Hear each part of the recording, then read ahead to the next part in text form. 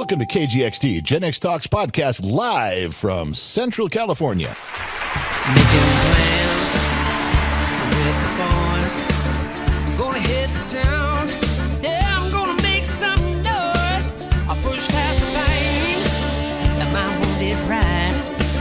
I'm gonna live it up. Yeah, stay out all night. But sure, I've had some better times. And I can't count all the tears I've cried. The butt seems like it's working now. We're in the yellow, and Gen X Mom racing back to her chair. She had to go say hello to the UPS guy. Can't miss that. All right, so it looks like the cameras are on. You got your microphone where it's supposed to be? Get that noise out of the way because it makes a terrible noise when you adjust your mic. Rude. You done now? You got it? That's where you want it? All right. So let's see. You know, there's a couple things. Welcome to the Gen X Talks podcast, broadcasting from the KGXT studios, 200 feet below occupied California. Are you going to check your rooms or whatever you do to see if we're the broadcast is coming through clear? 5 by 5. Okay. Stop you and Jeremy B are checking it. There we go. So I'm befuddled. I'm a little bit tripping. Whoa, is that Are you recording and everything? Yeah, recording. The pod track is moving up and down, and recording. Streamlabs is moving side to side and recording, and your beautiful face is gracing our presence. I think we're good to go. So, Befuddled. Word of the day. Well, and I'm going to start by complaining because that's what I do best. That's my favorite thing. Every minute of the day. So we sat down. You and I sat here a little bit ago to try to get our bearing. I'm still not well. I don't feel good at all. And you know that I'm still struggling to keep my head above water here. But I said we would do the podcast. We got to do. We can't miss another one. And so you and I sat down, and I just turned on kgxtradio.com. Yes. And the song that came on, I mean, literally had you and I, Mouths drop. our mouths dropped. It's called Crazy Rap Colt 45 or whatever by Afro Man. And that song came on, and it's just, she sucked my dick till it went white. Fuck that pussy. I jumped and stuck it in her ass. Everything you could say. They can't hear me. They can't hear you? Because you're, how about now? Can you hear me now? They can hear you now. Can you hear me? So, so that song comes on, it says all Yes. those things, and we're just sitting there staring at each other like, what the fuck is on the radio station? Now, if that wasn't bad enough, you think, okay, all right. So, you know, a song slipped through that maybe shouldn't have been there. So I posted it on the staff thread, and I'm like, hey, I'm just going to get rid of this. And two staff members like, what's wrong with that song? That's a banging song, man. That's great for everybody. There's nothing wrong with that song. And now I know these two particular staff people like to argue with me for no particular reason. I said this morning, about someone having 4 cups of coffee, and they replied, I'm only on 1 cup of coffee, asshole. I'm like, yeah, I was just joking. But that's the way, that's like literally everything I say now. It's like it's their job to confront me just in some way, even playfully. It's like, that's their thing. But for them to defend this song like it should be on the radio station blows my mind, because I don't care what people listen to. Listen to what you want. I don't Right. care all day long. Right. But even staff should say, if you were on the track of Gen X Talks, you would say, okay, that's a great song. I love that song. That's a great band, but it really doesn't belong on Gen X Talks radio. Right. And Agree. that's not what they say. They say, if I like it, it should be there. In fact, one of the staff members said, well, isn't the radio station for us, the listeners? Shouldn't we be able to pick? No, you shouldn't. I'm not going to have the radio station on there for everybody that listens doesn't get to say, well, I like it, put it on there. Because then there'd be no playlist. It would just be 1,000 different variations of song. You could pick anything then. Some guy could go in there and go, I like Lawrence Welk. I want Lawrence Welk on here 24 hours a day. And you could have every extreme. No, that's not how that works. I don't mind that they disagree with me, There's enough 70s and 80s music to put on there. and early 90s. There is, but I don't mind that they disagree, which gets old if that's all you do all day long is disagree with me. I get that. But to not really understand that's not the vibe we're looking for, to sit and go, that's great for everyone. One of them says, that's great for all humanity. I'm like, really? It's, it's great for all humanity. The Catholic Church probably wouldn't like it. I can't, when it was on, I was trying to think, there were no songs like that in the 70s and 80s. No, they were just coming out in the late 80s in the But rap it still wasn't version. as No. graphic as what that song was portraying. I was like, holy Santa Claus shit. It was like an X-rated song. Yeah, I was blown away that the song was even on there, but okay, we'll remove it. But when I posted it, I expected people to go, oh, yeah, probably shouldn't have put that on there. Whether you like it or not is irrelevant. Yeah. I thought all the staff would go, ooh, that one slipped by. Yeah, probably shouldn't have had that. What they could say they like it, but to have them like, hey, what's wrong with it? It's great for everybody. I was like, you got to be fucking If you kidding were me. brought up on it, fine. But we Gen Xers weren't. Well, I just can't. That just seems like such a no-brainer to me. Like, it's like, okay, that doesn't belong there, and we move on. And I don't want to tell anybody what songs I'm removing anymore because No, don't. You just. there's no reason to. I'm not going to get support. I'm just going to get a discussion about. It's like, okay, if they don't get that really isn't the vibe that the radio station is looking for, then explaining it to them is not going to help. No. But the other part is that over the next 6 months to a year, we're taking this thing with Christine Matlock, married to Ben Matlock. Never lost a case or two. Never lost a case. We're going to take the radio station as part of a package deal with the brand and really start doing stuff with it. Gotcha. And I have to keep the image of that brand in a certain area, and that song, not even close. Right. Not even close. So I was a little taken back by that today. Just was like, what the fuck, really? So I didn't say which staff members. I didn't call anybody out. They can't whine and go, quit talking about me. If you tell everyone it's you, then that's your fucking problem, because I didn't say shit. That reminded me also when I was listening to it, because when I looked up the date when it came out, Yeah. I was like, oh, this is like when our kids were getting into music Yeah. and stuff. And remember what I used to say with the kids? That they couldn't have any explicit music. No, when you used to buy the CDs for them from Target, they had explicit, Yes. and they had ones you could buy that were cleaned up, and you Yes. used to do that. You used to Yes. buy. They can do whatever they want when they're older, but when they're Yeah, younger, when they're 18, they could do whatever they want, which they do Yeah. now, which is totally fine. They're adults. But when you have a 10, 11, 12-year-old and that song comes on, holy Santa Claus shit, as a parent, well, and like I said, I'm not knocking it. If you guys want to listen, that fine. But it doesn't take much for someone to go, that's a cool song, but no, that doesn't belong on KGXT. Yeah. It's just not what we're doing here, but I'll take care of it. I'm just go through and I'll sift. There's 1,000 songs on there.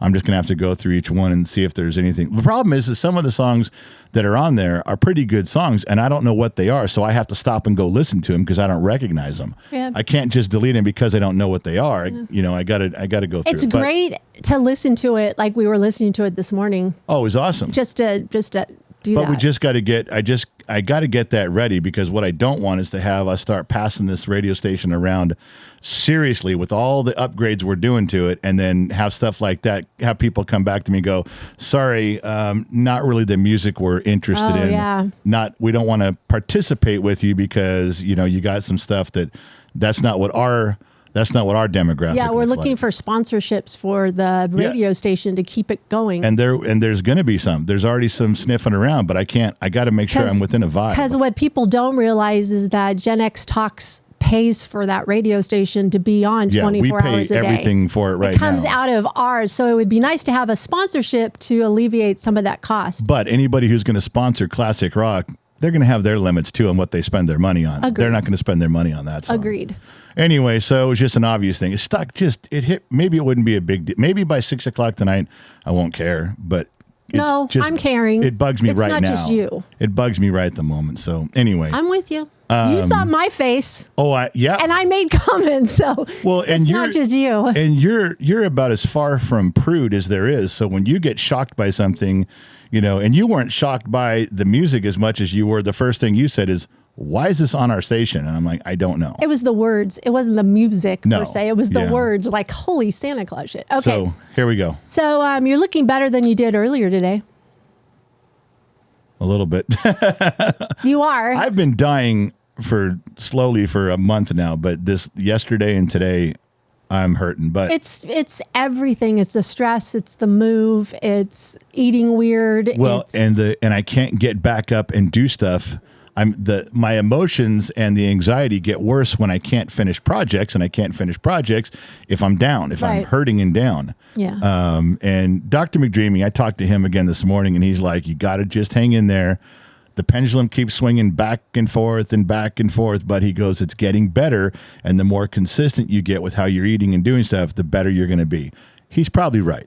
You know, there will come. I just hate the extremes when I hurt so bad I can't function. Well, you and I both. It's like we're both we need to get our life like mellow again. So here's something I didn't tell you. So we're trying to get loaded, move back up to Minden, get some stuff in storage, get some stuff in the house. We're 90% loaded. We're getting ready to go. We're trying to get finished out today. And then yesterday something hits and I have to question why we're even going there. Why? Because on my phone, across my Google feed, comes the biggest unhealthy air article I've seen in years. And I click on it, and it's got a big red area, then an outer orange area, then an even outer yellow area. And I'm like, holy shit, where is this? Is this Los Angeles? No. Is this New York? No. Is it where we live now, Bakersfield, because we have really shitty air from all the shit that flows downhill and gets caught Right. at the end of this valley? No. It was Dayton. That's bullshit. No. I even sent it to St. Donna. And I'm like, what the fuck is going on? Why is there bad air? There's nothing out there. How can there be bad air? How can there be an air warning in Dayton when there's nothing there? It's rolling hills. Hold on. Who wrote this article? Oh, here we go. Now you're Yeah, gonna. I'm going to test who this is. Who wrote the article? I don't know, but see, that's the thing is that you're political. Every politician, there's a bad article about Trump. Well, who wrote it? Because I don't believe it. There's a bad article because about I don't believe President everything Biden. that's Well, on the who wrote internet. it? We have to go back to who wrote it because I don't believe a damn word you're saying. That's why I call my X Rag Magazine, because you got to filter out all the shit Well, that's in mine there. wasn't on X. Mine was on Google, and Google doesn't lie. Oh, okay. So I sent Like we've heard that. They come out and say, Google, we speak the truth. I sent it to St. Donna, and of course now in typical St. Donna mode, she's trying to be as polite and supportive. Well, now I don't know what that means. Now remember, Dayton's dead center in this map. And she goes, it really looks to me like most of the red areas up north around Fallon. I don't know why. I'm like, it's not. It's right here. And because there's no reason for it, and she can't figure out a reason for it. And I sent her a link to the article too, not just the picture. And Oh, you share with her, but not me. oh yeah, completely. Thanks. Yeah, and well, she has a very loving and honest opinion. You can get angry real fast, so I got to be careful what I send to you.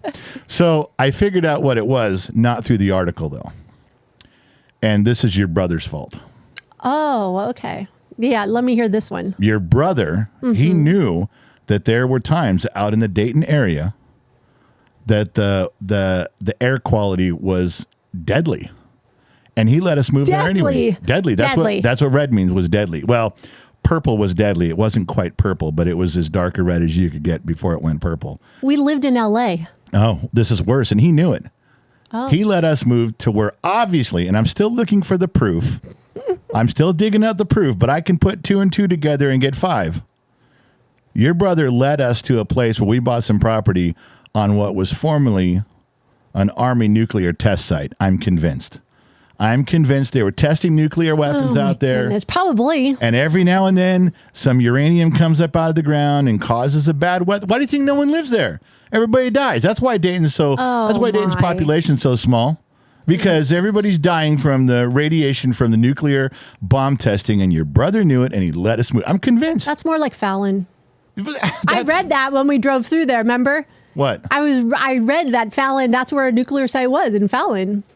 Years and years and years and years. Well, if one of us starts growing a penis out of their face, we're going to know we're too close. That'll be you. We're too. That won't be me. We're too close to the nuclear site. So Oh my yeah, gosh. she was trying to backtrack and go, it's going to be fine. It's going to be fine. I'm like, Isn't no, it it's funny not. how Dayton shows up on your phone? No, it's not fun. I don't get anything like that. because I'm interested in the community and I do research on the area. Shit. So Dayton comes at Google lovingly feeds me information about the place where I'm going to live. You don't give a shit about Dayton, so Google doesn't feed You know you what? anything. We're going to die when we die. So Okay, well, I don't want to die with all my hair falling out because of nuclear radiation because your brother tricked me into moving into a World War II. if you die, I'll sue for malpractice. Not malpractice. What do I want to call Who are it? you going to sue? Government. Government would say, you didn't know we did this out there? And you'd say, no, my brother tricked me. And that's all this is. It's just, Oh, we're it's just- still going with my brother. I guarantee your brother had something to do with this. Oh my gosh. They Now pro- he's not going to have you live there anymore. He probably told him back in 1945, they're like, sir, should we be doing this here in this area? And he's like, my brother-in-law's the only one going to live out here. Who cares? That's how the conversation went in 1944. I'm positive. So now you know what I know. But Because anyway, nobody lived out there at that time. that's what I'm trying to tell you. Oh my He goodness. just doesn't care. Speaking of Trump and the tariffs, the one thing I was trying to talk to Stephen A. Smith about at the Cuomo show, which I got to talk a little bit about afterwards, which Chris and I agree still needs to be brought up to Stephen A. Smith on a show, whether we're there in person or not. Okay. What is it? Well, Stephen A. Smith still runs around telling everybody about the tariffs. Tariffs are expensive, the consumer pays. Tariffs are expensive, the consumer pays. Tariffs are Depends. expensive, the consumer. It's all he says. It's going to be bad for the consumer. The consumer pays. Now he's changed it a little bit to the consumer might be the There one ya who go. bears the brunt. But he never gives you any other options. Depends on what you're buying. He doesn't say, well, it could be. So what I was trying to tell, and I talked to Chris about this a little bit before, what I was trying to say was first of all, there's a lot of products that Trump has gone back when the automotive industry said, look, you can tariff the shit out of everything we get you, but our supply chain of parts, we need a little relief on those until we can move them someplace else. So he did. Well, He he's reacted. listening. Okay, Yeah, he's he listening. reacts to those things and changes a few things up. That's good. Isn't that typical? I mean, isn't that typical about like when you become a boss or something? You come in hard, you come in so fast and lay down the law, and then you kind of back off a little bit once you get the feel of what's going on and everything. That's kind of what he's doing. Well, in my know? mind, it's more. It is, but in my mind, it's also more of. He makes adjustments as he goes. There were some things in the stock market, so he made a couple adjustments. There were some things with some other countries, he made a couple adjustments. And of course, as he's reading the situation and making adjustments, all the conservative talk shows say, well, Trump is reading the room and making adjustments. All the liberal media says, Oh, he fucked up. yeah, he fucked up, and now he's got to backtrack, Yeah. got to fix everything that he fucked. It's not how it See, is. he went way too fast, too hard. Like that's so you get a lot of that. But dumb. going back to the Stephen A. Smith thing, and what a lot of people have said is like, oh, there's right off the bat, oh, consumer pricing and pricing and pricing and pricing. Okay, well, there's examples of car companies like GM came out and said we're not raising the prices even if there's tariffs. You know, we're going to make some adjustments on our end, and for the foreseeable future, we're not raising prices. That's the first thing they said. I had a personal example, and the problem, and I'll tell you what the problem is when you give a personal good example to someone you're arguing with, and how dismissive those assholes can. It lets you know right away if you're dealing with an asshole or not, a biased asshole. So we have begun selling on Shopify. Right. And we haven't even opened it up yet to all the platforms, and we're still what I consider in beta testing, but we are getting sales, and we're learning things. So I got a letter from Shopify. I got one from Printify. I got one from Printful. These are the vendors that use Shopify, and they said, listen, for the time being, we're not going to raise our prices. For the time being, we're working some stuff out where, you know, the company's sending us, let's just say t-shirts. The company's sending the t-shirts, they're going to absorb the tariff. There's one that said, well, the importer who's importing them into the United States, they're going to absorb the tariff. You know, right now we're finding other ways, so we're not passing this directly on to you. So just to be fair about it, there's several different options of people that can absorb the cost of the tariff. It doesn't automatically mean the consumer bears the brunt of all of it. You know, the people making the T-shirts in China can say, "Well, we'll suck it up on our end. We're going to sell the T-shirts at the same price. We just won't make as much money." The importer can do that. The warehouse can do that here. The distributor could do that here, or all along the supply chain, everybody can suck up a couple bucks.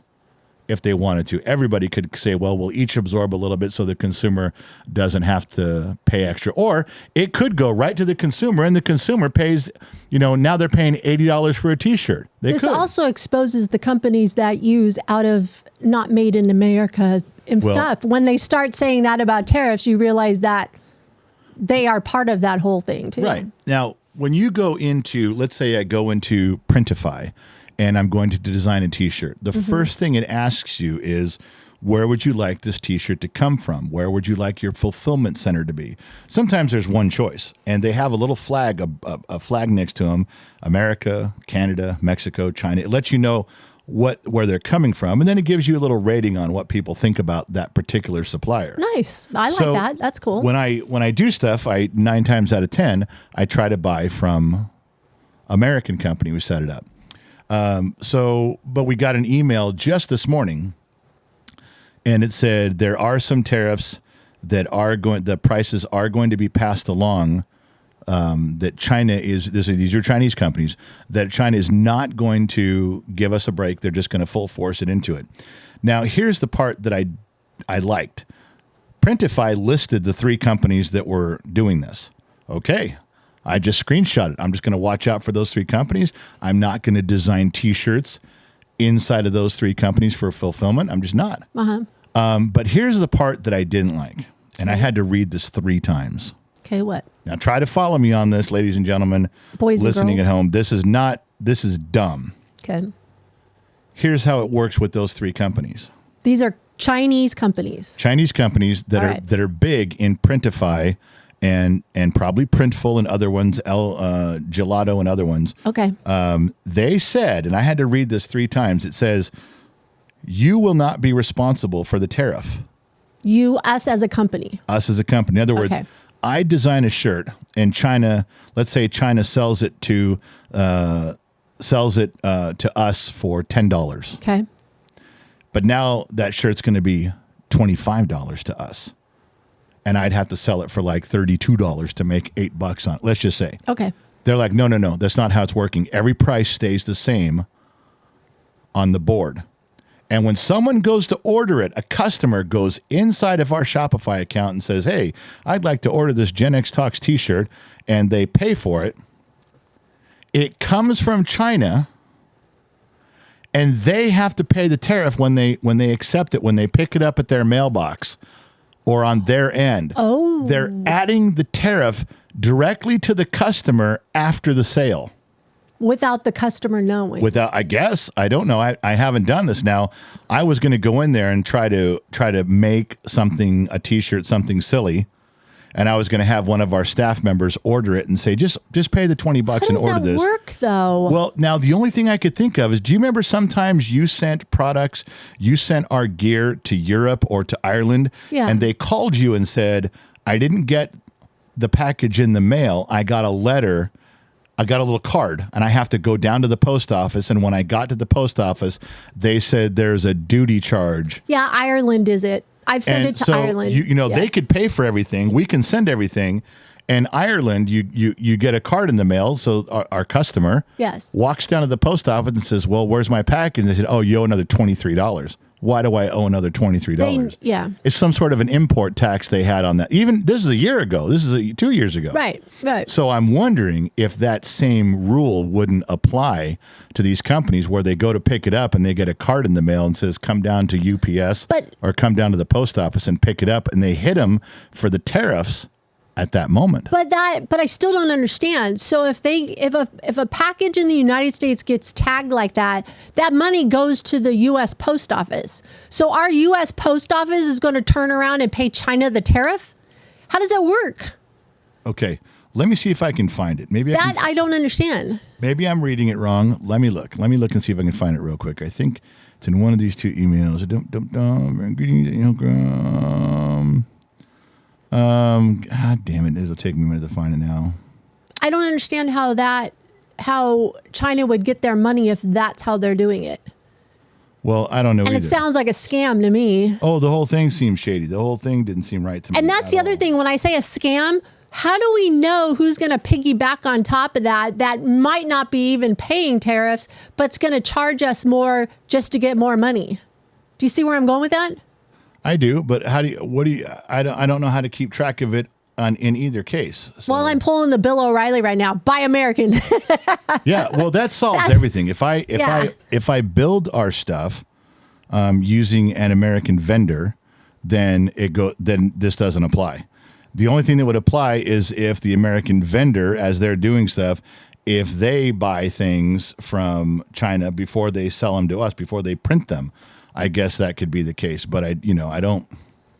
The only other thing I noticed with sometimes doing that was the sizes of T-shirts from China do not match the sizes of the United States. Not even Just close. like the UK has different sizes than America, USA sizes. It's so bizarre and weird. Okay, So, let me read. I got a screenshot for part of it. Now, Okay. this is just the part. Maybe this will help you.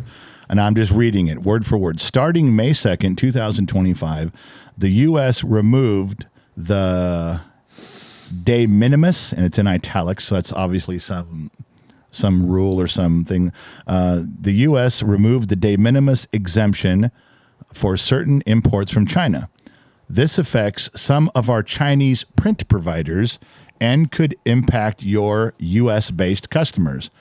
What's changing, it says. Okay. Now listen, for Fine. orders fulfilled by our partners below, and it shows these names, and shipped from China to the U.S., import duties, typically up to 145 reciprocal tariffs on the top of the pre-existing tariffs, may be applied upon delivery.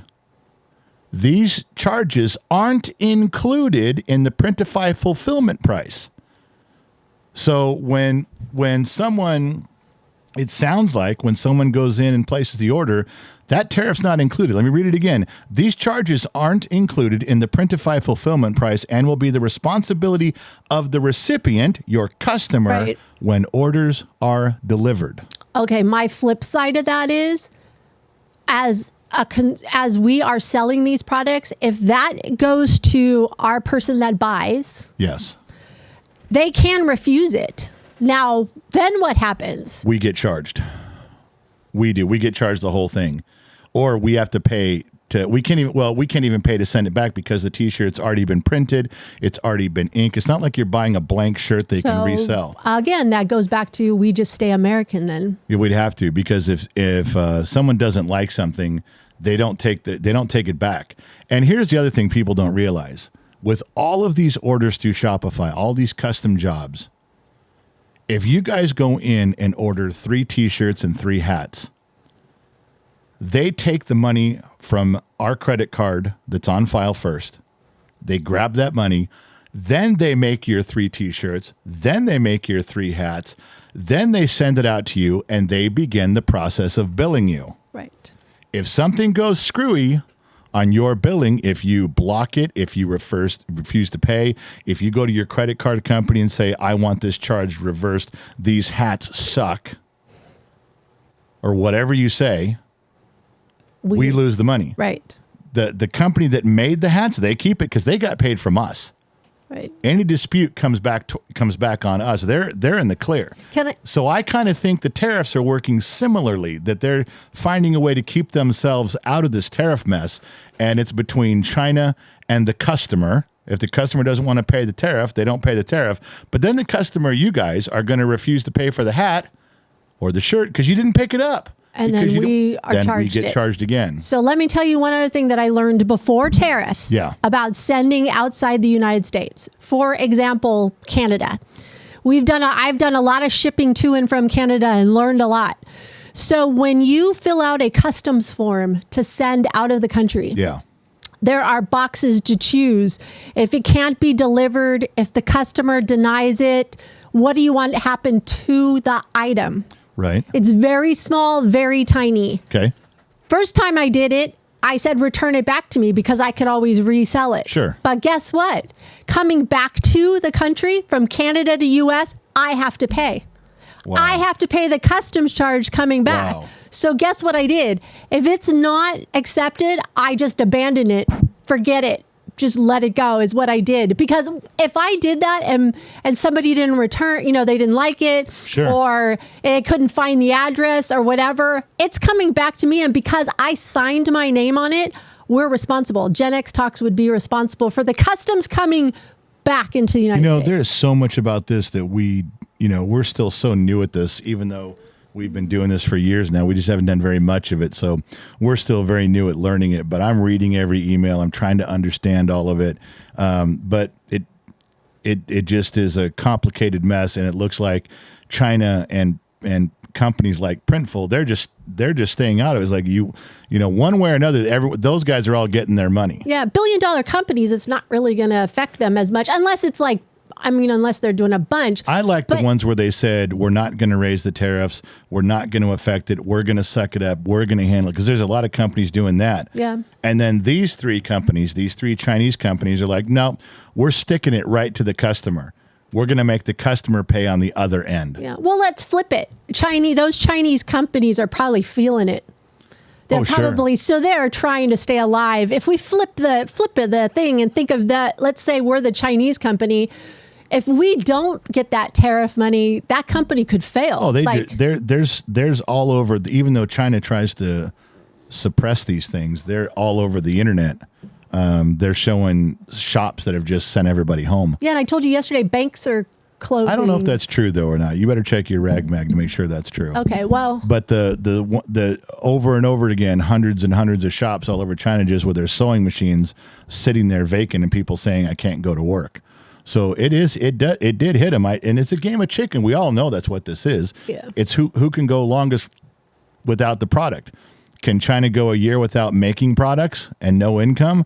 Can we go a year without getting their products? Can we do without their products? It's the first one to blink. This isn't rocket Can science. I say one more thing? Yeah. I think the one company that's going to hurt is Amazon. Because I've learned to shop really well on Amazon. Before I buy a product, I go to see where the origin's coming from. If it's coming from China, I won't buy it. And I'm not saying that it's just like I'm not buying it because like I want an American made or at least close to home product. Sure. But I have in the past bought it and it's come from China and it's not good. It's not Well, good like you said quality. about the sizes, they're always wrong. They're always, Yes. and I've just learned after buying for so long with Amazon, I will now make the effort when I see something and go, oh, and here's another thing. I don't know if you've ever noticed that, like on Instagram, they have those little pop-up ads like, ooh, Yeah. look at this thing on Amazon. Well, if you click or go over it, most of those items are Chinese made. It wouldn't surprise And me that China's got a big push for advertising right now. And this has been forever, but I've just said that I've learned, I've bought a few products and went, wow, this does not look like the picture. So going back to what Stephen A. Smith was pushing out there, it's always the customer. It's not always. There's a lot of different ways tariffs can get absorbed before it gets to the customer, and a lot of companies are doing it that way. And I'm so sick of everybody being out there. Oh, the customer's going to bear the brunt of the whole thing. Yeah, maybe Only by their choice. and it can't. The customer, if they the customer's fault. I'm saying that when you import something, there are many places along the import supply chain that people can suck up and absorb the cost, so the customer pays the same price. And some don't do it, as we just learned today. They're putting it right to the customer. And some importers are saying, yeah, we'll suck up the cost increase. We'll just, we won't make $5 a t-shirt. We'll make $3 a t-shirt. And the price stays the same for everybody else. I'm just saying that what Stephen A. Smith always pushes out there and what liberals push out there that, the customer, it's not always the case. Each one is different. You got to go by each company. And I just gave you guys some personal examples that we're in the middle of that show that's true, but you'll never hear that from them. Right. So that's what I'm saying. So I took a shower this morning and there were no drawings. Okay. I started to draw something. I have an invention, but I don't know that there's a need. Now, normally I approach you with like, no. The world needs this invention. Now, hear me out. And I don't have that this time. I'm waiting. I don't have that this time. I have an invention, and I don't know that anybody would ever want it. Some people don't like to wear socks. I'm raising my hand. Some Yes. people don't like their toes cold. So what if you had a sock for each toe and you call them tocks? Oh my goodness. Yeah. You know, you Called a have bandage. you put a little sock on each toe because you don't like your toes being cold, but you don't want to wear socks. So you have tocks. There's nothing wrong with this Okay. idea. Okay. Oh, Lord have mercy. So hold on. In the woman world, Yeah. they do have socks for just to cover your toes. They do? Not each toe, Oh. but they do have some just to cover your feet, especially if you wear like open back shoes on women, like high heel shoes that have open backs, but the toes are closed. Yeah. You can buy socks just for that. Well, I didn't know that. So I'm just saying, but if you're doing individual socks for Yeah. each toe, Yeah. that's insane. And you call them tocks. No. Toes for socks. They're socks for gotta- toes. Tocks. You gotta be kidding me. I don't know that there's a market for that. I'm not going to push it. I am not gonna, buying 10 stocks. No, they come in a pack. You don't buy 10. You buy Okay, one, but after you get take 10. them out of the pack, I Yeah. have missing socks all the time Right. from 8 children, 9 including you, losing socks along the way. Yeah, I can't even imagine the Yeah, amount of those. You're going to lose these quick. No. Well, I'm just saying that was my idea. Now, Lord. I am a strong, and gifted, and talented man. I can admit when there may not be a market for what I'm talking about. I'm just telling you what popped in my brain. Okay, that's what the shower drawings are all about. Things that pop into my brain. That you just need to let go. got to do it. You got to say Oh something my about it. So now you know. Oh, thank God that was a short one. Yeah. Well. I just ixnayed that. We're out. Yeah, I know. We're not even talking about it. And what if We're they're throwing that away. There will not. We don't have to worry about a Chinese company charging tariffs on tocks because apparently we're not making them. No, you're not going to make those. Oh, Lord have mercy. Okay. All right.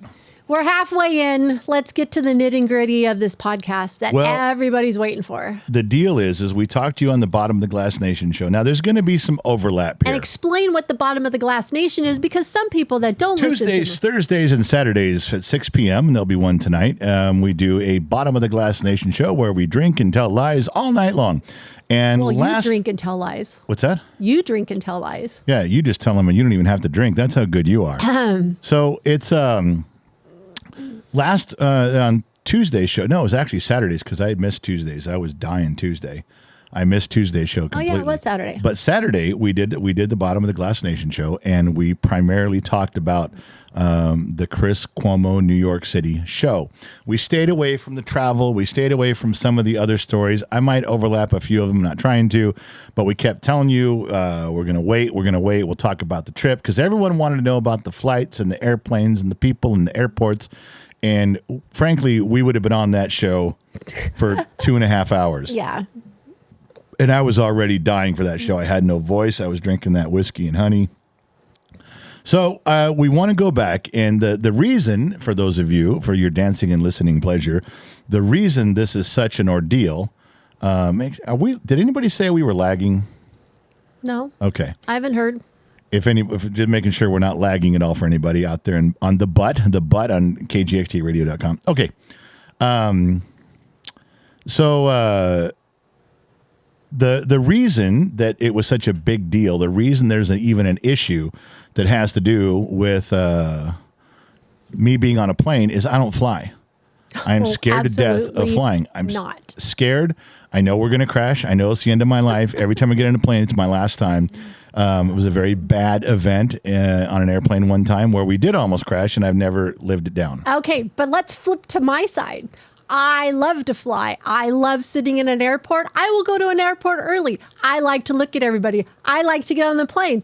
I love the takeoffs and landings. I love being 37,000 feet in the air. So there's a difference here. Yeah, like this I is. go skipping through the airport. If I would give her the money, she would fly all the way to London just to have lunch in the airport and Oh, fly for home. sure. Absolutely. She'd just do it to fly home. Without Absolutely. Ever leaving the airport, she could shop and she could do her stuff and have lunch, have dinner, 24 and come hours. home. Wouldn't even bother her a bit. Love it.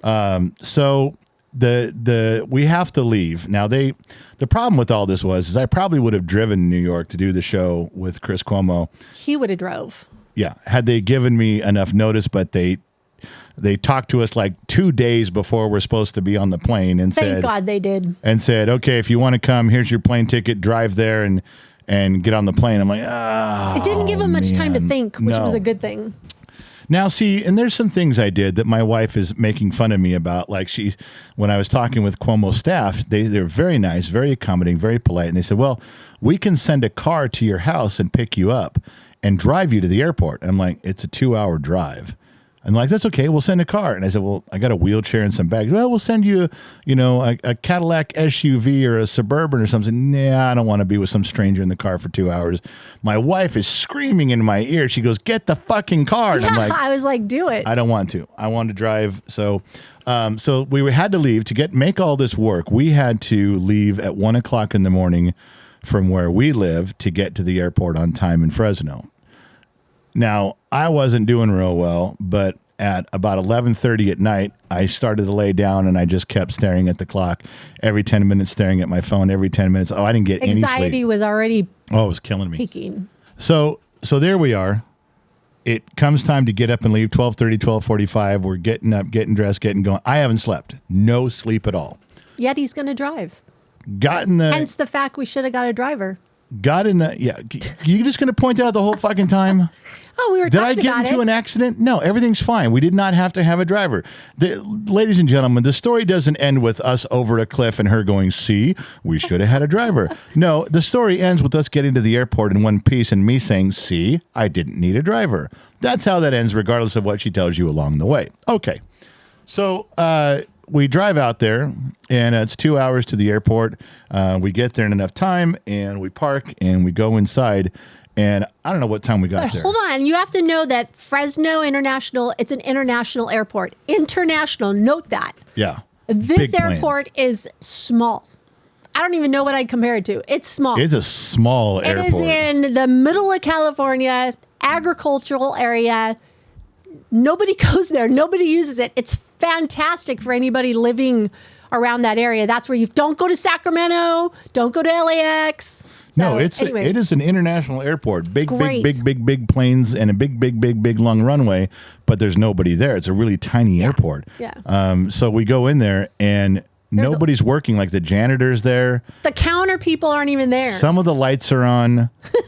The background music wasn't even playing. It's like No. nobody the was there. terminal was dead. Yeah, nobody turned on the lights yet. Nobody come in and turned everything on. So we're standing there. There's a line. Yeah, there's a huge the line. first flight out was ours at 5:02 a.m. Yeah. We were So- the first flight out, and nobody's there to check our luggage. Nobody. No, there wasn't anybody at the counter. I mean, people are Yeah. standing around going, what are we doing here? Yeah. So finally, everybody gets there and the lights all come on. The music, the background starts playing. Welcome to Fresno, gateway to Yosemite. Thank you for visiting Fresno. Enjoy the nightlife of Fresno. I'm like, there's like 3 places here.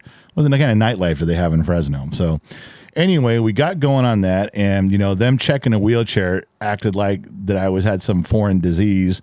Like checking a wheelchair now. Do I put that on the luggage cart? Do I put that on the conveyor belt? Now, how do I check that in? I'm like, well, all we know is it doesn't go in the overhead bin, right? Exactly.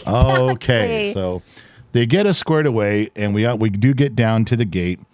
And now we're walking down the gate, and we get to the actual physical airplane where I have to now step off of the gangplank onto the airplane. Gangplank. That's what it's called, isn't it? I know.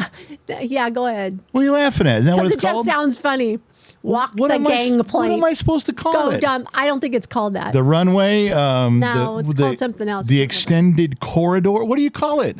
I don't remember. Well, then shut up. At least it's not the stairs. No, it's not stairs. It's a gangplank. It's not a gang. Okay, ladies and gentlemen, this is whatever. So I'm standing there, and I literally stop at the door to the airplane, I'm and I like, what put the hell are you doing? both hands on each side of the door, of the opening to the door. Get in the plane. And I stood there, and the stewardesses look at me, and I go, I don't fly very well.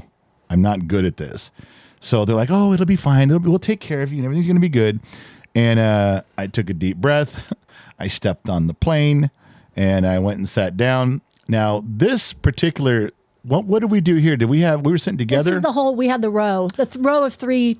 So three here's seats. the deal. Because I'm a big fat guy, losing weight, yes, I don't fit in a coach seat. So we bought iPad. I didn't ask for Chris. I think you could, Cuomo. but you would have been very uncomfortable. I didn't ask for Chris's people to pay for an extra seat because it's not their fault. I'm a big fat guy. So I bought the seat next to me, and my wife had the third seat. So we had the whole row, and I was pretty comfortable because I could put my legs out at an angle where the middle person would have been sitting. But I hated it. I hated the takeoff. I hated it at 30,000 feet. I'm sweating. I'm doubling over with anxiety, with pain. And, you know, my wife's just laughing. She's talking to everybody in the plane. And they're like, what's wrong with your husband? No, he's just an idiot. He'll be fine. Just He'll get ignore there. him. Just ignore him. Just Yeah. ignore him. So Once you get on the plane, you don't talk to him either.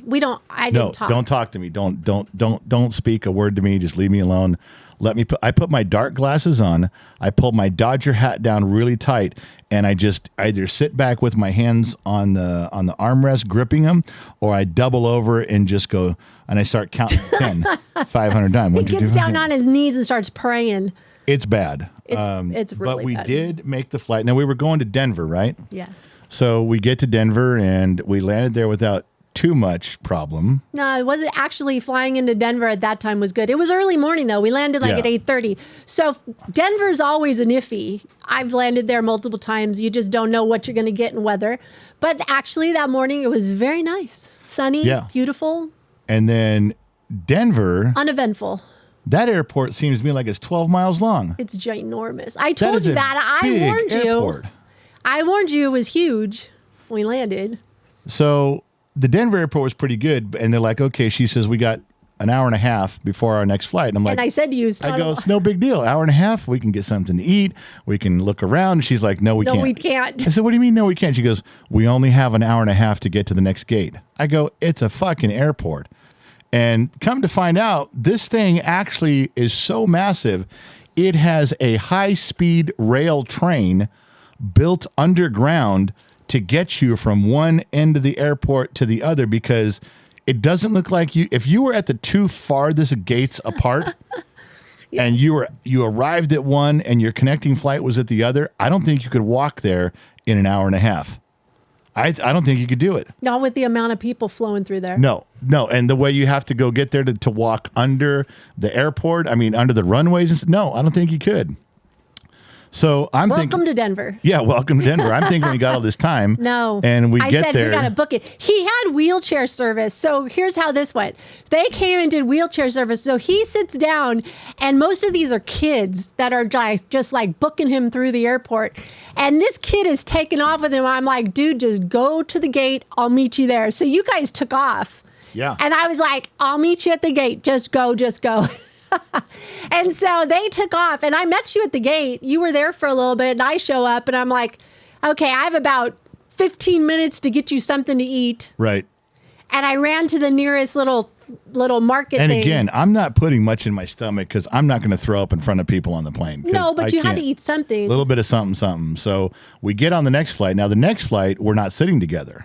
No, I'm a row ahead of you. You're a row ahead of me, but Did you have the two seats? I did have an empty seat. I bought the seat next to me, but we weren't sitting You together. had a great guy next to you, a really good person to fly with you. Yeah, he flies like 3-4 times a month for business, and he's like, this happened. He explained everything that was going on and told me, he goes, here's even worse ones. He goes, most of the time it flies worse than this, and it's okay. It's still okay.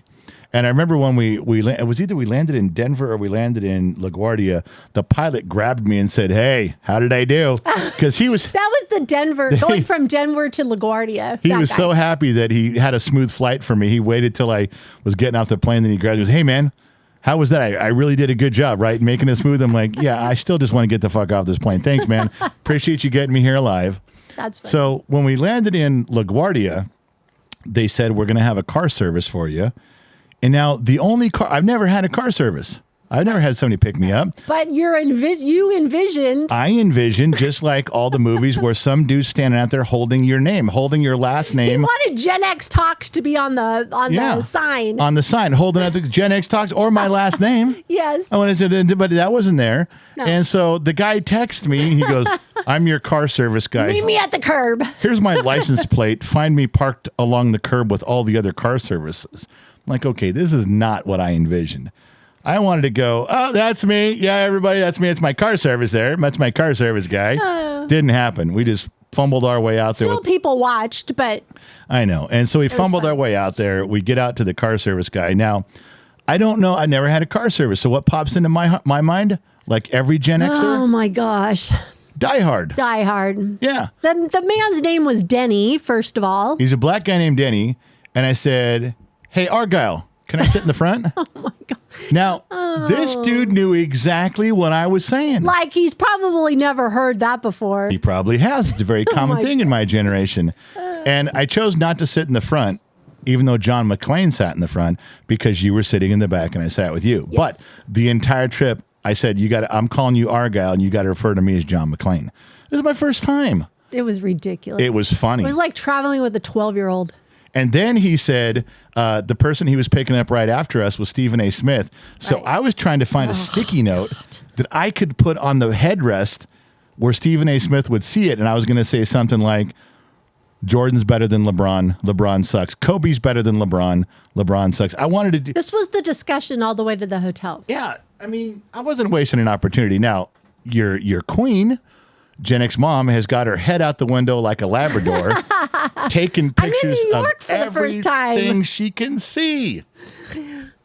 Even though it was a short line, I was taking every advantage, looking out the window, looking at the people. We thought the traffic in LA was bad. No way. There's no way. I take it back. I used to say if you could drive in LA, you can drive anywhere. Not true. No, not true. Not true. I don't think I could ever drive in New York. People walk across the street without looking up. Let's talk about that. That was it. This is true. We got to 42nd and 3rd, the corner of 42nd and 3rd Street in Midtown Manhattan, and he barely stopped to make a right turn. Yeah, and I'm like, what are you doing? And it's who gets there first. If his bumper gets into the crosswalk first, he doesn't slow down. Your job as a pedestrian is to realize you have to wait. It's a fight. It's you a against fight. the car. If I they- was waiting for somebody to hit the thing going, I'm walking here. Yeah, literally, because they will take a newspaper or a book and reading it, they'll walk right out in the street. Or their phones. And if you're second, if the car Oh, my becomes God. second, the car has to stop. I like closed my eyes. I was couldn't like, believe oh it. my Then gosh. so we're going down 42nd Street, and because you had the window open, taking all your pictures, it was a constant 24 hours of horns honking. Horns and sirens. Horns and sirens. I have never siren, horn, siren, horn, people screaming, yelling, siren. It's all it was. But you forgot about Argyle missing the driveway. Just said that. Oh, okay. I just said that. Okay. So he goes down and misses the driveway To the hotel. to the hotel on 42nd Street. Where were we staying? the Westin Grand The Central. Westin. Okay. So he misses the driveway and he goes, oh, man. Now, you would think you just go around the block. But he right? knows going around the block, he's got to go That through could take another 3 45 minutes. more intersections of cars and peoples that are not paying attention. You know what he does in the middle of 42nd Street? He does a full-blown three-point turn. And the horns and the people went ape shit. It didn't bother him. Nope, not even a little bit. It didn't frustrate him. Nope. He didn't get upset. Nope. He was just like, this is normal. I do And this every day. It took a minute to do it because people were crowding him going, you missed your turn, killer. He's like, no, I'm turning here. And he backed up and he backed up again and he turned and he just waiting for people to move. And then he jets into the driveway and there's a steady stream of people in front of him crossing. He can't get in. There's just pedestrians walking on the sidewalk. So 42nd Street is at a dead stop. Because he's sticking out into it, and the pedestrians are not letting him in the driveway. Finally, he just goes. He just went. He didn't wait for a break in the people. No. He just went. And a couple people stopped. They cleared the path, and he kept going. Never a word. I was like, how do you know you're not going to run into these people? He goes, they know the rules. They know the rules. It's a game out here, and you just got to play it. And I went, I'm It's like a nervous Frogger. wreck. It's like the game Frogger, swear to God. I was a nervous wreck just watching him do this. I couldn't believe it. I was And too. You know what? Everybody went along. Yeah, it wasn't a big, nobody nope. came up screaming at him when he parked or nothing. They were just like, okay, Everything well. that we're describing is not out of the ordinary for anyone. No. This was just normal day-to-day stuff. Everyday New York. And you would think when that guy does a three-point turn, when he pulls in, when he's half running people over, you'd be like, someone get pissed and go, don't do that. No. That's part of the game, he says. Yeah. And you just keep going. Unbelievable. So kudos to all the drivers out there in New York. Gotta say, man. So we went. And by the way, we didn't have a small car either. It was a Suburban. Yeah, full blown. Well, full size. His was the Cadillac Escalade. Oh, Cadillac Escalade from there to there. That's right. It was a Cadillac. So it wasn't like this little dinky car. No.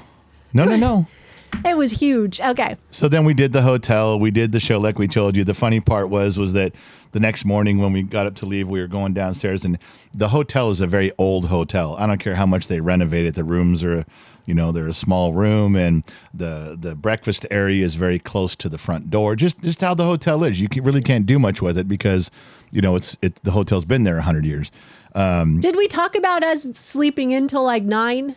Because we were still on West Coast time. Well, I remember us sleeping in, but we only got like 6 hours of sleep, and we were back on the road again. Did we talk about that? So Yeah, we I woke did. up and it was 9 o'clock. We had to check out at 11. And so I woke you up and went, we got to get go. up. Yeah. So we didn't have much time, and we were like, shoot, we got to eat. So we go downstairs. This was the only funny part of that morning was that there is a covered circle driveway. This is what the Argyle dropped us off in the day before.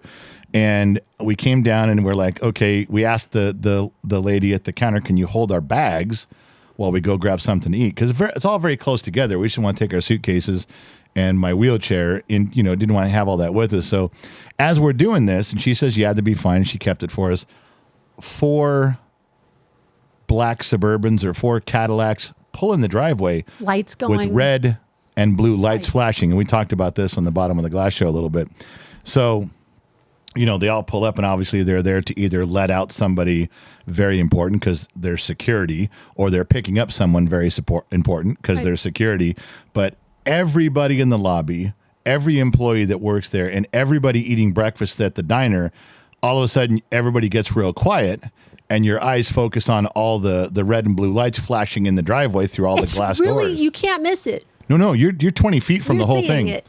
So I took the opportunity to say very loud, I said, can you just have them wait? They're early and I haven't even had breakfast yet. I'll go, but they can grab my bags, but I can't, I got to eat something. Can you have them wait or go around the block? Oh my gosh. I thought that was hilarious. Yeah, that was funny. That was super funny because everybody, the staff didn't think it was funny. The security guys didn't think it was funny, but all the people eating breakfast thought it was hilarious. So here's the other thing that happened. We hadn't had breakfast yet. So we're still on West Coast time. So almost 11 o'clock in the morning is 8 for us. 8 o'clock. So Right. we want breakfast. Guess what? The buffet's closing. They had 5 minutes. 5 minutes for breakfast. We're like, oh my gosh. But then I looked up when our driver was supposed to pick us up, and he was supposed to be picked up at 12:20. Now we have an hour and 20 minutes to just sit. Wake up, have coffee, have breakfast, and be on the road again. I was like, oh my gosh. I know we had to be out of our room in an hour. We had 5 minutes to get breakfast, and now we got to sit there for an hour and 20 minutes waiting for the driver. It was nothing about this was smooth. That's how the whole trip was just like go, go, go, go, go, go, go, Hurry go, up go, and go, wait. go, go, Hurry go, up go. and The wait. only time was quiet was when we were sleeping. We only got 6 hours. Yeah, we didn't there. have much sleep there. So That was so funny. we get to LaGuardia, and I thought it was funny. You asked the But you driver. got to talk about the Queens Tunnel. The tunnel that he went through that took forever under the East River. Yeah, he goes through this long tunnel. And I I was said, like, this is the longest tunnel I think I've and ever it been wasn't in. straight. It was not straight. Yeah, you think when they cut a tunnel, you cut a tunnel it's straight. We're What are they going underground. around? I know. What A do you- rock at the bottom of the river? I guess, but they have A this, bridge? They have Maybe it was this a bridge. tunnel that we were in for like, I don't know, felt like 4 hours. We're underground for 4 hours, and I finally asked Argyle, and I said, "Hey, man, what's with this tunnel? Why doesn't it just go straight? I mean, if you're trying to get from one place to another," he goes, "Well, we're under the East River right now." Right. I said, "Okay, why is it a curved tunnel? I mean, what's the point of driving around in circles? Just fucking cut And the it's tunnel." bumper to bumper cars. Yeah, It's like if one person made one mistake, we're all stuck. we're all screwed. And he's telling me, he goes, "Do you notice the tile work on the inside? That's the right. tile work is blue and yellow and white. The tile work resembles the flag of the state of New York." And I'm like, okay, man. Cool, man. Far out. Thanks for my tour guide thing there. But he goes, and I said, I saw an article in some news magazine one time that prostitutes jump in cars and they do take care of their business from one end of the tunnel to the other. Because If you're in the tunnel that long, you're in the tunnel that long, and the cops can't see you, they can't catch you, they can't stop that's you. efficient. And our guy goes, "Not this tunnel; it's too short." He knew which tunnel. He told me, I can't remember. He goes like, "That's the Queensbury Tunnel up north. That's another 10 minutes longer." He knew exactly what tunnel I was talking about that was in the article. So we were in this tunnel. It felt like forever. Yeah, and then the whole thing's a little nerve wracking that it's driving around in circles, and there's 14 billion cubic metric tons of water above you. But I guess it's been there a long time and nobody's gotten wet so far. So, all right, we got out of that. But anyway, the same way going back. We had a different driver going back and he had the same story. Although we had to listen to this guy's story about he was a poor immigrant from Colombia who went to Nicaragua, then He's Guatemala. been here like 15 years. He came here legally, got his green card, and got his citizenship. I mean, he told the whole thing. But what was cool about his story is that he worked from being a dishwasher and no English. Then became a waiter. I mean, he is like the American dream. And we told him kudos. Like he described it in detail, every job, how he bumped up a little bit more to a little bit more to a little bit more, and how he got to where he's at. And now he's driving for like 9 years. And now you asked him who is like most famous person he's ever driven. And he did say it was Jeb Bush during his presidential run. Yeah, but that Jeb Bush, that's the only one that he came up with. I mean, you put him on the spot, but he was saying. Yeah, I know, but I want to let the guy know that, hey, from now on, when someone asks you that, tell him with something. Tell him you had the general from Genx Talks. Don't say Jeb Bush. But now he's driving. I thought it was very cool. It was a very cool story. He's making a bunch of money. He loves his life and lives in Queens. It just, everything about him. He says he loves what he does. And he loves the city of New York. He's never going to leave. He loves driving in New York. So we got back to LaGuardia, and of course, my wife's all, "So this is such a big airport. Is LaGuardia a big airport?"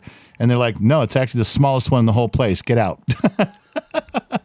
But how would we know? Because we don't know the size. It's just a big fucking airport. But it's LaGuardia, which seemed big to us, is actually the smallest of all the airports, and I guess JFK is the biggest one. They were telling us. So that was kind of funny. Things you don't know. And then we're like talking about how LaGuardia, everyone talked about, oh, LaGuardia is so run down and what a pile of shit and it's decaying.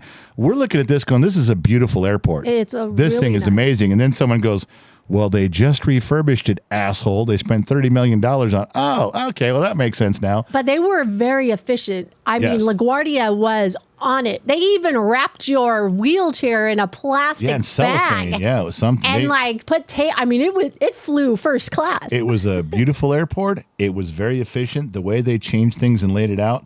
From whatever way it was before, and I don't know that everyone's happy. We ran into people that had been flying that airport for years, and they're saying it's woman rude. Who was sitting next to me at the gate. She goes, what did she fly for 40 years? She's been flying out of LaGuardia. She goes, everything is perfect now. Yeah. She goes, this is absolutely perfect compared to the. Do you remember what gate number the wheelchair service had to take you to on that one? I don't. 47. Gate 47. From checking our luggage in, we had to go to gate 47. I'm like, oh my gosh, I'm going to be so tired. That was that kid that... I had a guy pushing me in a wheelchair. I was fine. He took off. Again, I just go, dude, just go. You know what was nice about having those young kids push me in the wheelchair is they went so fast, there was a nice cool breeze on me the whole time. Oh my gosh. Because you going so fast, you're making your own air. I should have hopped on the back of it or something. But no, I just said, just take them to the gate. I'll meet you there. Wonder if they had a little a Jack and Jill wheelchair, his and hers, and side by side. Well, there were a few that were like that. That's what they need in LaGuardia is a rickshaw for two people. Yeah. Have these dude in rickshaws running around. You can put two people in your bags. Hey, I'm onto something here. I'm calling on that one. So my big plus in LaGuardia was, we got to the gate and I went off again to go get some food. We had about 30 minutes until we were boarding. Right. And so I went and grabbed something to eat. But what's inside LaGuardia? A bookstore. Another one of my big things. It was great. I'm like, okay, I'm going to grab a book. I was going to have to use the PA system to go, can you please come to the airplane? We're all waiting for you. So I was thinking we weren't sitting together on these next flights. No.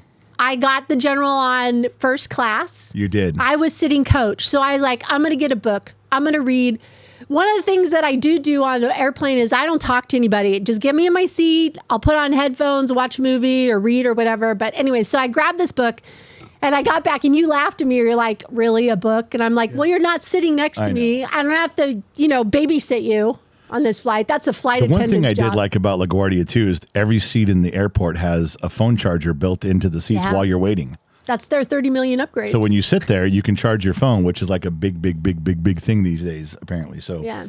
that was good. Yeah, we got on. Now, that flight was interesting to me for one reason. I didn't like the first class seats. No. They were very But we- restrictive But we learned something about first class seats. because there's a divider between your elbows, and it gives you no room to move. They put kind of a tall wall on each side of you where you sit. Now that's your space. Kind it's of your privacy personal window, privacy. Yeah, but the shade or problem is whatever. you can't turn. Right. You can't face. You can't stick your legs out in a direction. It's like I would have at that point. I would have rather had the two seats the two coach seats we came over in than the one first class going back. Now, with that being said, I met Kate. But, okay. I was going to say something about first class seats that we learned. Okay, go ahead. Let me explain. Didn't we find out that international first class seats are bigger and better and have more room than flying domestic? I don't know. Yes, we did. We learned that business is supposed to be bigger. Yeah, but flying domestic, you're not going to get the grand first class seats that you think of. Internationally, if you fly internationally, it's a big difference. Well, you want to know what? We're never going to know because I'm never going to do that. I'm not Yes, you flying over the ocean. Yes, you will. So I sit Well, you down. fly with the window closed anyways, so I know I'm over water. We can't land. We're going to die. And if we do land, we're going to drown. If we don't drown, the sharks are going to eat. No, I'm not doing it. I'm not flying over. Forget it. well, you got a flotation device underneath your seat. You know how big I am? I am a flotation device. Then use the wing. People will be hanging on to me. Then use the wing. So I as your met Kate, flotation. and she was older than me by a little bit. And she was English, and she was in charge of some company because the times that she was on the phone, she was telling people what to do at a very, very high level.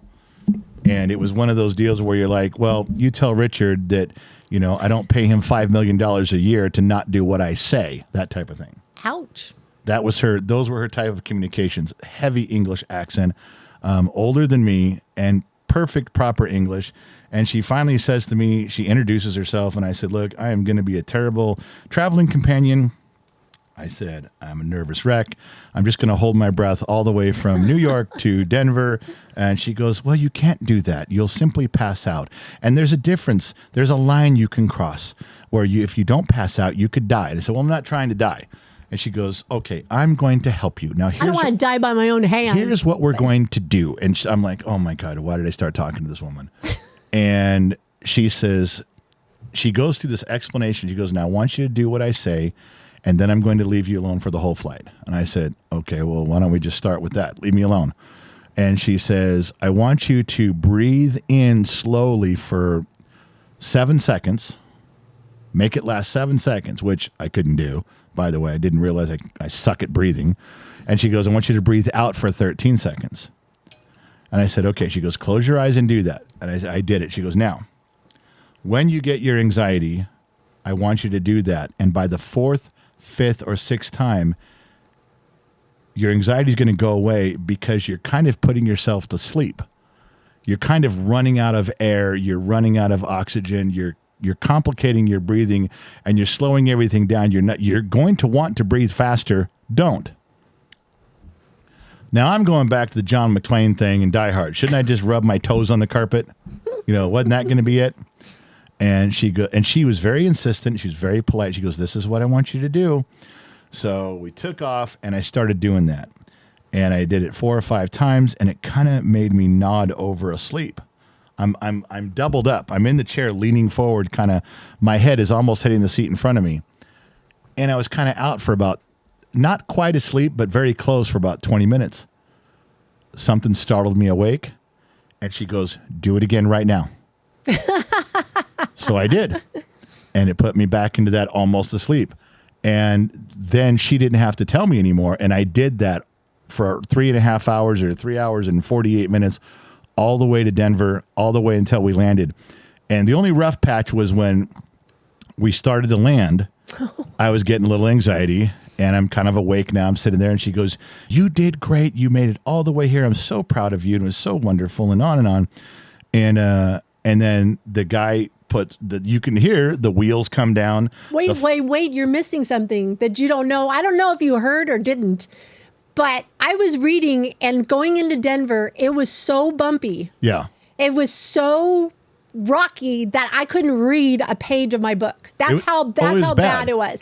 But you didn't hear the pilot come on and say, "We have to circle the airport." Yes, I do. Because there's wind shear. Okay, let me tell the story. Because as usual, she's getting ahead. So the plane starts to come in. He goes, "Okay, we're on final approach." You can feel and hear the wheels lower.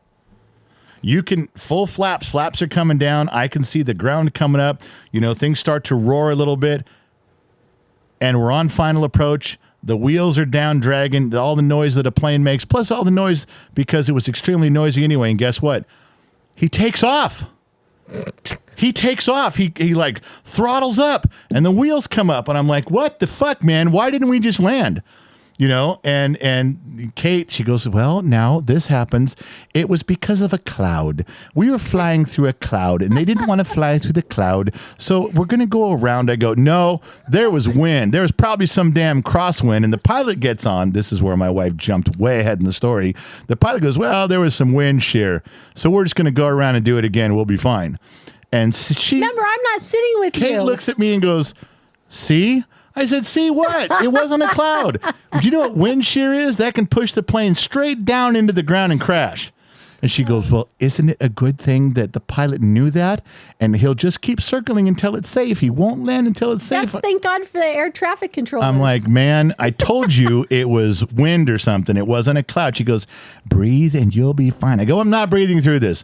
So we circled the airport. And this time there is weather. It's raining. The clouds are low. I mean, this was a total This different plane from the day is before. shaking all the way to the ground. And I'm like, "Yeah, we're going to die, Kate. It's over." I looked at Kate, and she goes, she said something like, "Well, I want you to remember this moment forever after we land and everything's good." And I said, "Kate, I want you to realize I'm the last face you're ever going to see."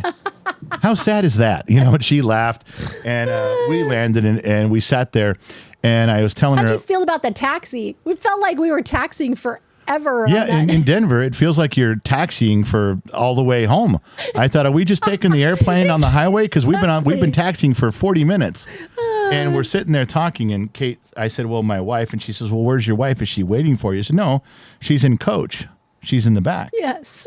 And she had a fit. Oh, yeah. Kate goes, "I would have traded places with her." I said, "You would have given up your first class seat?" She goes, "Absolutely, I would have. I had no idea." I said, "Well, I wouldn't have let you do that." She goes, "I would have insisted." And I said, "Well, that's not how I was raised. I would have never have let you given up your seat like that." And she goes, "Well, I'm sorry, but I would have insisted and required your honor to obey and allow me to go back." And I was like, "Well, I don't really have any honor, so you wouldn't have got anything." I still would have stayed, but she was upset that she was really genuinely. That would have been her duty, she thought, to trade places with you. Yeah, you told me that. And I said I would not mention it. And the last thing I said to her was, I said, "Kate," as she was leaving, because I was waiting for you, I said, "Thank you for being so kind, because it really did help." And it just about brought her to tears. Oh, wasn't that the same plane that the guy was having? Was that the flight? No. Oh, it was from Denver. Because I didn't like those first class seats at all. But the first class seats from Denver you got me to Fresno was an older plane. Right. Much more comfortable seats. You also had me in the very front. Yeah, you were in now, the first. the screen and the charging system it was terrible compared to the new plane. It was hard to charge your phone, and it was hard to get the screen and on. Where and was on. the guy that you said? He was across the aisle from me, and he was just a dick to everybody. So he was being hard on the stewardesses. So I took it upon myself to be hard on him. And everything he said, I had some snide comment. I was just digging into him. He's just being rude. He's being rude. So everything he said, I was just like, I was going out of my way to make fun of him in front of the other passengers and the stewardess, till he finally shut the fuck up, because I was beating him. He was trying to out-talk me, but he wasn't winning that one. So he finally shut up, and then that was also the flight that you needed the you needed the charger for your phone. So I asked one of the stewardesses who was being very nice to me. I said, can you take this back to my wife? She's in coach. And I told her what seat you were in. So she brought you the charger for your phone so your phone wouldn't run out of battery. So in the middle of the flight, They were sweet. They were great. oh, the guy who was being an ass wanted pretzels. Oh, yeah. And the lady goes, we're out of pretzels. The stewardess says, we're out of pretzels. And he goes, did you go look? She goes, they're out. You can't have this. All you got. What's in the box is all you get. And he's like, oh, I really wanted some pretzels. And she goes, well, we're all out.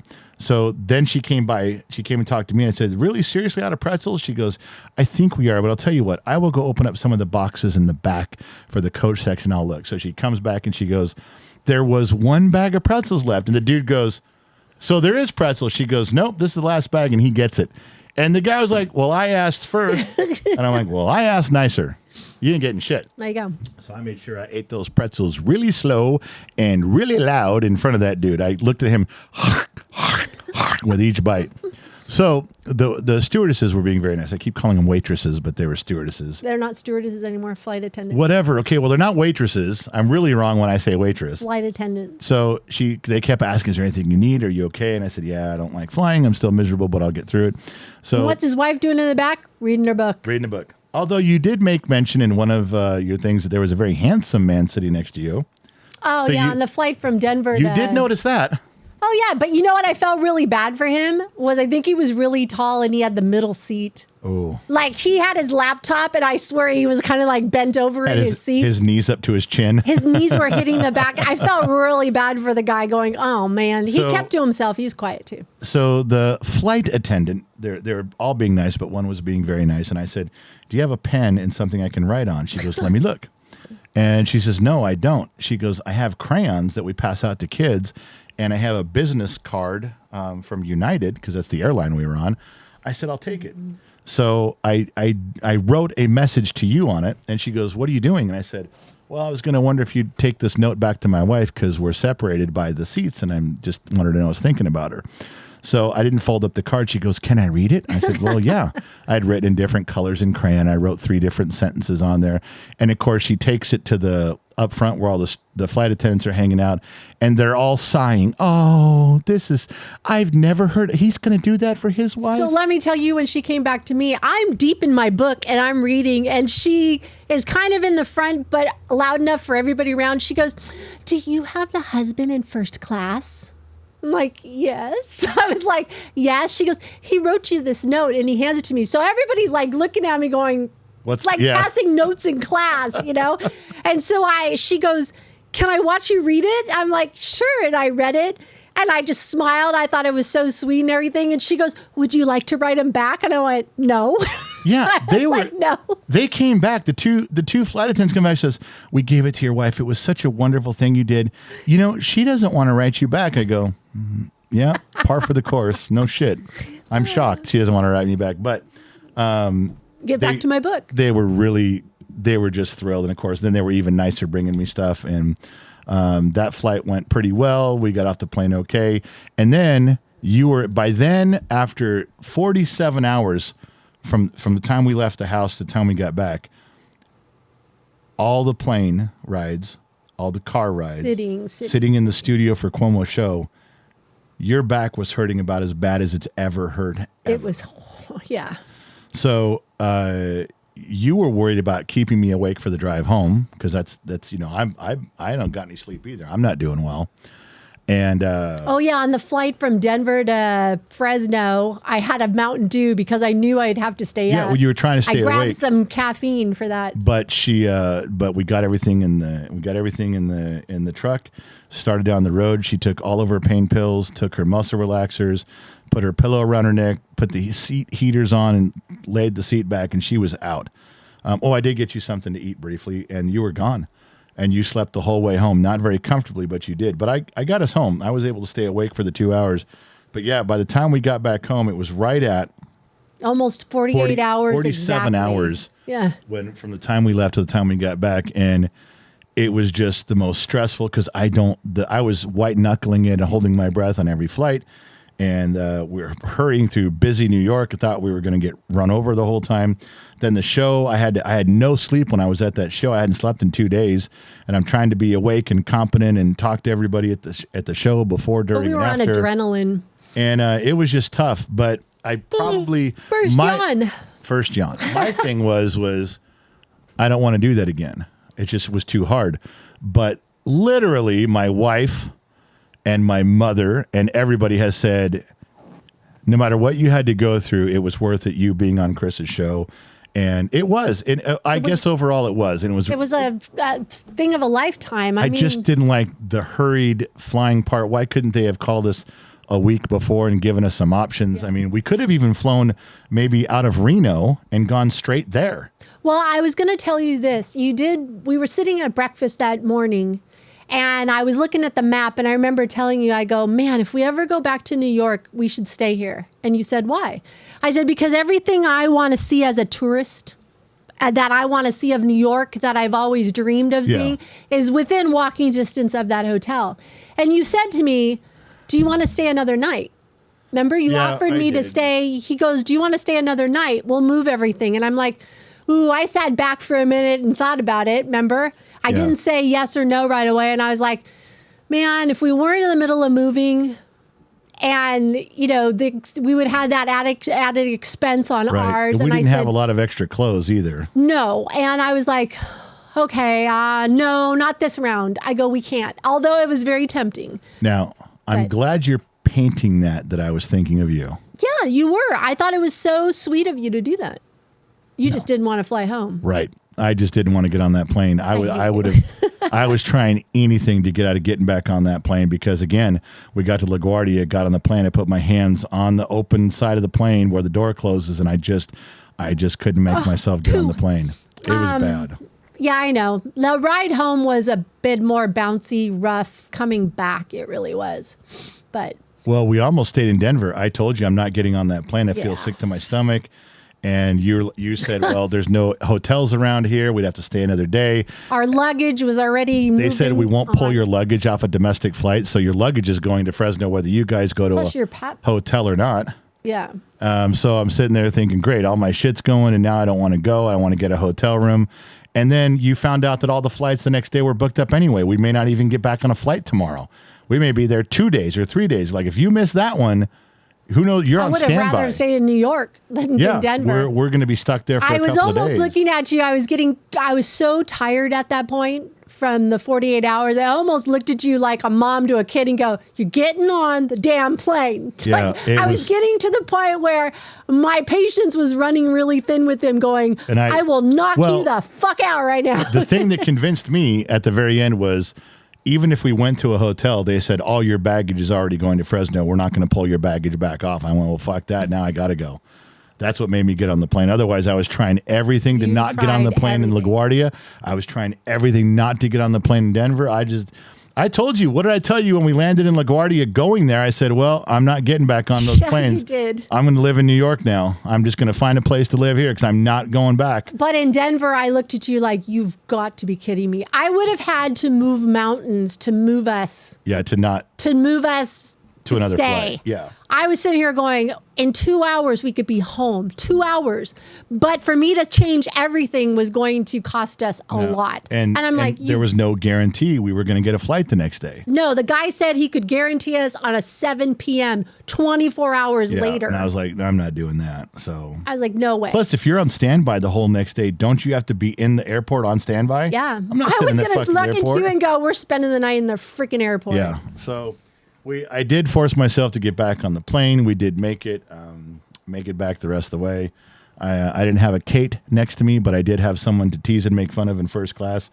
And all the flight attendants liked me, and they didn't like that guy, so he lost. I won. And just so you know, I read 3/4 of the book from New York all the way to California. Yeah. So that was a good thing. That kept me busy. Anyway, Ah. I think that's about it. I don't know what else there is to tell everybody. I think we covered. It was very memorable. Probably forgot some little stories, but I'm tired right now. I'm still not well, but I was determined to do this podcast today no matter what. I wasn't going to quit. And I got to go upstairs right now and sit in my chair for about an hour and unwind. I am hurting so bad right now. I can't even tell you. All right. And then I'll try to get everything out for you guys. We'll edit it up so it'll drop tomorrow, drop Friday morning at midnight. And then if I can get my shit together, I got a lot of show prep done. I just got to make sure that I'm not hurting so bad tonight that I can't be on the Bottom of Glass show at 6. And if I can, I promise you I will be there. And we are heading to Nevada tomorrow. Tomorrow morning we're heading out. I got a lot of stuff to get done.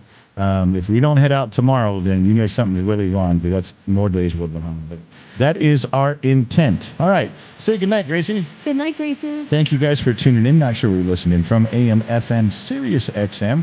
Or perhaps you tuned in on the Armed Service Radio Network. Remember, 2 things in life. Number 1, wherever you go, there you are. And number 2, I'll catch you guys on the flip side. I'm out. Bye. See you later. Life is wild, the way you run, no telling where it goes. Nobody really knows. It doesn't really matter now.